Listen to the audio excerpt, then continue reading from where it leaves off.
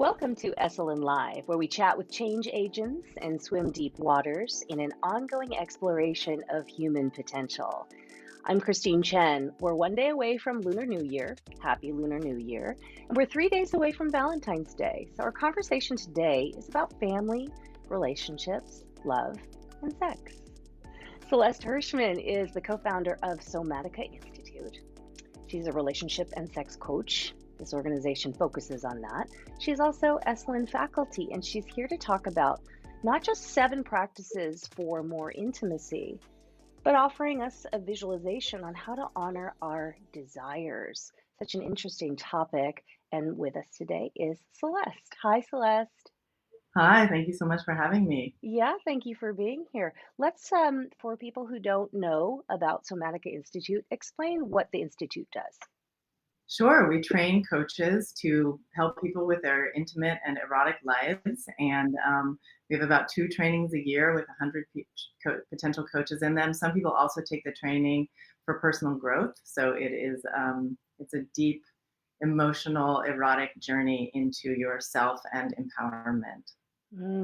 So, as we talk about Valentine's Day and love and relationships, is there a difference between devotion, love, intimacy, or do they just all intersect all the time? What's your thought on that? I just love that you brought in the word devotion because I think it has so many different meanings. One of them, in my opinion, is more of like what is arousing to somebody about an erotic experience. For some people, it would be very arousing to go into an erotic experience where they feel devotion coming towards them or they desire to give that devotional feeling to someone else. So I think for some people, it's more about erotic desires. For other people, devotion, I think, is more of a synonym for commitment and sort of what does it mean to be committed to your relationship. I often feel like people commit to a structure of a relationship as opposed to committing to intimacy. And so I really encourage people to commit to intimacy as opposed to a structure.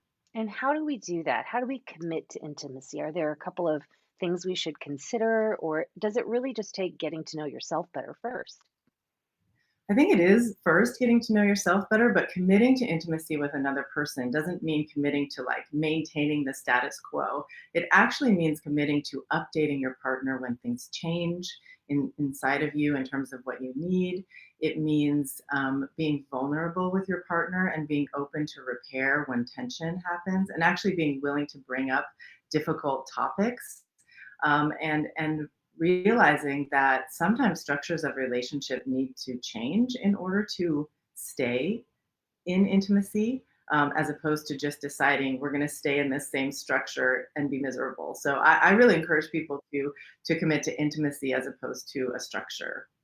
I know that one of the things that you've mentioned before and you've written about is that all of this takes emotional maturity. What do you mean by emotional maturity, and how does that play into what you're talking about? I feel like there's a fairy tale out there that says, we're made for each other, and once you find a person it's going to be like perfect, and you don't have to ask for anything, and you don't and they'll just know how to meet your emotional needs, and that's actually not reality of long-term relationship at all. So for me, being emotionally mature in relationship means actually owning your needs and desires and realizing that you're different from other people, and they might not be able to meet the person that you love might not be able to meet all of the desires that you have, or they might not understand how you're feeling if you don't share those things with them. So it's really about being able to share deeply of who you are, and have a good awareness and also accept other people for who they are, because they are very, people are very different and they don't just automatically meet your needs. It's a beautiful fantasy, but it's not really how the world works. I like that you have like a very realistic take on this because we do live in the real world and we do have a lot of imagery out there that is a fantasy. That being said, I know that fantasy can be part of how we honor our desires as physical beings. And I know that you're about to lead us on a visualization and a journey with that. But if you're joining us on Facebook Live, I do want you to consider some questions we might allow Celeste to address a little bit later after this visualization. So I'm really interested in this, Celeste. What is this about and where does this take us? So I think people often don't know what kind of conversation is the best conversation to have around their erotic desires with one another. They often talk about like, I want to do this or that, or like what are the places that I want to do it or the things that I want to do. But what people miss out on really sharing is what do they want to feel during sex? What do they want to feel in their erotic connection and in their erotic life? And so we really bring in a visualization to help people get to those feeling words because once you get that and you can communicate that, firstly they're really easy to empathize with, and then you can see how can we build an erotic practice between us that brings those words in and honors each of our unique feeling words that we want. So this visualization helps to do that. Do we do this with partner or on our own or separately and then together? We do this on our own and then we share what we have found, but we need to make a very safe space for the sharing. So with no judgment and really trying to understand and empathize. And that means you have to say to yourself, and this is also how to be mature in a relationship. So you have to say to yourself, I might not be able to meet that person's need for this particular feeling, but I'm going to honor that they've shared this with me as a way of sharing a deeply vulnerable and intimate part of themselves. Mm. And that sharing is honoring of our connection. And we may be able to meet it in the relationship and we may not, but now I know my partner more deeply and they can feel more accepted and loved by me because I'm receiving this desire that they have as opposed to rejecting it or judging it. So I want to bring up what you said earlier about creating safe space. So we're about to go on this visualization together, and I encourage you at home to participate. But is there anything that we should know in advance of participating in this, Celeste, to help keep ourselves safe on this journey that we're doing right now in this moment? Yeah, I may bring up some words that like don't resonate for you at all, and that's fine. You don't have to have those words in your erotic life at all. But also, if you share with your partner and you listen to your partner's share, just to be very, very open and empathetic and try to put yourself into their shoes. Not say like, would this be arousing to me, but like, wow, I can really see how that would be arousing for you. So to Mm. bring that approach. Great. So, as you're watching at home, as Celeste does this, a non judgmental space, trying to be open to let everyone have their own experience with her expertise as guidance. So, be safe for yourself and go ahead and take it away, Celeste. Okay, so first, as always, it's really, really helpful to just start with a few deep breaths and let yourself bring your breath down to your chest and drop into your body, drop into your heart, and then bring the breath down to your belly. Feel your belly expand and open with the breath to receive the imagery that's about to come. And then breathe all the way down into your pelvic floor, opening the connection to your desire, to your joy, to your pleasure, to your arousal. And as you breathe all the way down into your pelvic floor, start to imagine a beautiful image of this amazing erotic experience. Maybe this is a fantasy that you have. Maybe it's an experience that you've had in past that felt so alive and exciting and arousing to you. And I want you to start to just bring this image into your awareness. Again, it can be something that you imagine or something that actually happened. And as you breathe, let yourself really paint the picture of this experience. Where are you and who's there with you and what's happening? Even like smells and time of day and sounds.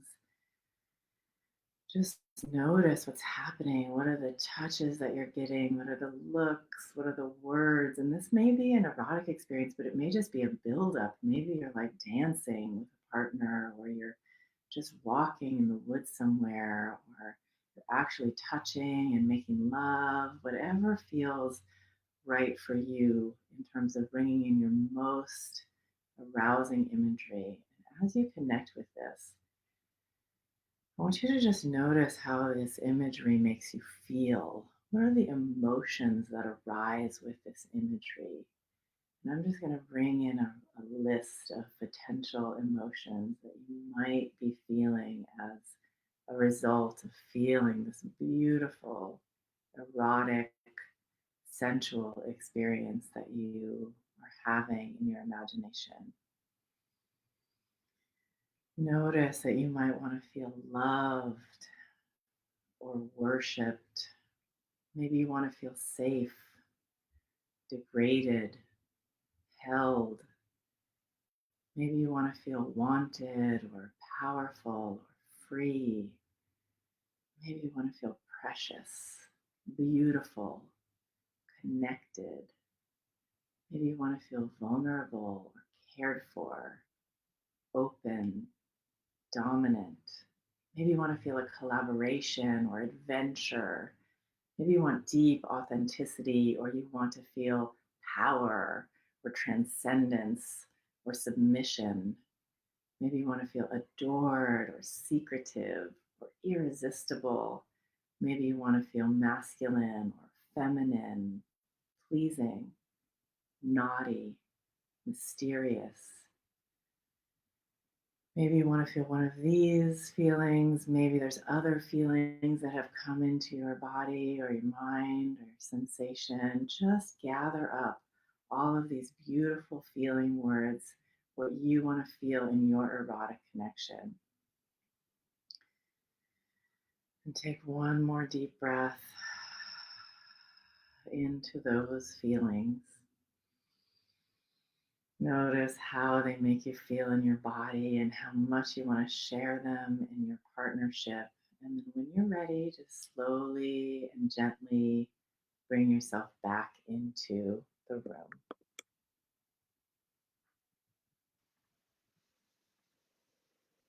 Thank you so much, Celeste. Everyone, let's just take a deep breath together. Inhale and exhale. That was so beautiful, Celeste. One of the things that I noticed was the wide range of ideas that you brought forth that could be things that give us a connection to what we like, what we desire, what makes us feel love and devotion. Can you speak to that just a little bit about the wide range of things that are out there and that people might feel? That's what's so beautiful and amazing, and really something we emphasize so much at the Somatica Institute is that one size doesn't fit all in the erotic realm and the erotic imagination. So some people really want to feel worshipped and other people want to feel degraded. And I think we create this hierarchy, like there's like a right way that you want to feel during an erotic experience. And then some of them are, exalted and others are judged. But we take a broad brush approach, like everybody's deepest feeling desire can be realized from a place of agency and consent and empowerment that helps them feel most alive and desired. And Mm. regardless of what your feeling words are, like you can celebrate them and we celebrate them. Well, we really appreciate you bringing that up in a non-judgmental space as we experience that with you. I do want to bring up the idea of 7 practices that you shared with me a little bit earlier before we came to this interview, that there are some things that we can enact every day to bring us a little bit more into this space. And so if you could just kind of fill it out for us and tell us what this really means, these 7 practices for more intimacy. The concept of needs that we addressed in the visualization, like what do you need to feel this way? What does this mean? Number one, practice being responsible for your needs. What does that mean exactly? Right. Well, I think your needs, your erotic needs, and all of the needs in your life. I remember as a young woman when I would get into a relationship, it would be quickly like I would throw my needs into somebody else's lap and say, Here, take care of all of these for me. And that did not work. So, what I found actually was that I needed to take ownership of my needs, and that the person, my loving partner, may be able to meet some of those needs and may not. And if they don't, I need to figure out what to do with that. I need to figure out if I'm going to um, if I'm just going to feel my disappointment about the fact that those needs aren't going to be met, if we need to talk about how I might outsource those needs in other ways if I'm not getting them met in the relationship. And this is once I've offered them and I've said, is it possible for this to happen between us? But but we need to still, I need to own those. So I need to not say like, how could you not meet my needs for me, this is horrible, you're a terrible partner. But to really say, you will meet some and you won't meet others, and I'm going to hold those needs as mine and sacred, Mm. and Hmm. I'll decide. be with them. Yeah. I have a question from Catherine, and I hope you'll be able to answer. And if not, that's okay too, but all great for this open discussion. Catherine says, I'm trying to understand celebrating degradation. I'm sure you've gotten this question before. Yes, and it has a little bit of a long, involved answer, but the bottom line is that as young people, we have all sorts of experiences, some wonderful, some challenging, and our deepest desires sometimes come out of those wounds. And so, if somebody felt very degraded as a young person, they might have felt that without having any agency or control over it. And later on in their lives, and we've learned so much from the BDSM community about this, later on in their lives, they might realize, wow, I actually want to have that experience again, but I want to have agency and control and choice over that experience. I want to be able to say when it stops and when it starts, and to be able to negotiate that in a partnership where I know somebody loves and cares about me. So I've had amazing experiences with clients, and I'm actually not good at degrading. I feel it's hard for me because I don't want to feel degraded. I want to feel so special. But I did this one time with a client, and at the end he was like, oh my God, thank you so much. I feel so good. That's exactly what I wanted. And he Yeah. really felt celebrated. Well, it's interesting. Allegra validates that feeling that you're sharing from your client. I think it's different for everyone. And I think that's one of the points that you're trying to make is that devotion, love, relationships, all these things intersect and can be so different for everyone. So, the second thing that we can practice, you mentioned, is be open to help. What does that mean exactly? Yeah, and I think in a couple of ways, on the one hand, if I'm upset about something and I want to process it, but I'm not ready to process it with my partner, I might want to go and offload with somebody else who really loves and respects my partner and knows if I'm complaining about them that they're not going to like think that they're a bad person, and I might need to offload with them for a while to figure out what I want to say in a more gentle, vulnerable way. Or like I Mm. said about there may be some needs that I can't get met with my partner, but I can negotiate those with my partner to get from somebody else. And so I might need to ask for help from somebody else to get those needs met. This one is really interesting, being responsible for your feelings. That's quite the practice. Can you share how we might be able to do this more often? Yeah, I think the first thing that you want to notice, especially is around challenging feelings, to be aware when you become triggered. When we become triggered, we have an automatic habitual protective response, and it usually is not helpful to intimacy. So we want to say, okay, I'm triggered. My brain is telling me all sorts of things that aren't true. Let me just see if I can slow this down a little bit and start to notice, like, what am I scared of? What's reminding me of some old yucky feeling from the past that I know this beautiful person in front of me isn't actually trying to like torture me or perpetrate upon me, right? And so to actually say, like, if I get triggered, that's my wound that's being touched, not this person purposely trying to hurt me. And if a partner is purposely trying to hurt you, that means that a deep wound inside of them has been touched, right? Because we don't do that automatically. We do that out of fear and reactivity. This next one, validate feelings. This is so important. This for me, and tell me what you think about just my observation about this one. Just to be able to be seen is so important in this entire process. And that's what that means to me. Does it mean something different in the way that you frame it? No, I think that's really true. It's like just we can have a feeling, and a feeling is valid. That doesn't mean that somebody has, again, like I said, is trying to hurt us or trying to make us feel bad. And it also doesn't mean that somebody else is going to be able to fix that feeling. But at least we can say, you know what, this is what I'm feeling right now, and that's authentic to me. And I just need to share it. I don't need you to change it or save me or fix that feeling. And own your choices. How do we do that? And this is also quite difficult as well. I think it is, and I will say I just want to make one caveat. If somebody's in an abusive relationship where they feel like they can't leave or they don't have choice, like somebody's financially in control of them or something like that, then something different is happening. But for most of us who are not in that kind of abusive situation, we're making choices for ourselves every day, and nobody is making us make those choices. Because a lot of times I see couples say, like, well, they want me to, just put up with this or something. And it's like, no, you're choosing to put up with it. They don't want you to. And you need to say, if I don't want to put up with this anymore, I'm going to need to make a different choice for myself and be willing to Mm-hmm. and own your choice instead of acting like somebody else is making you be that way. And this also requires accepting your partner, right? Because people are who they are, and though we might be all on different trajectories of evolution and change, that person is who they are, and then the union of the two of you is that choice that you were speaking about. Is that correct?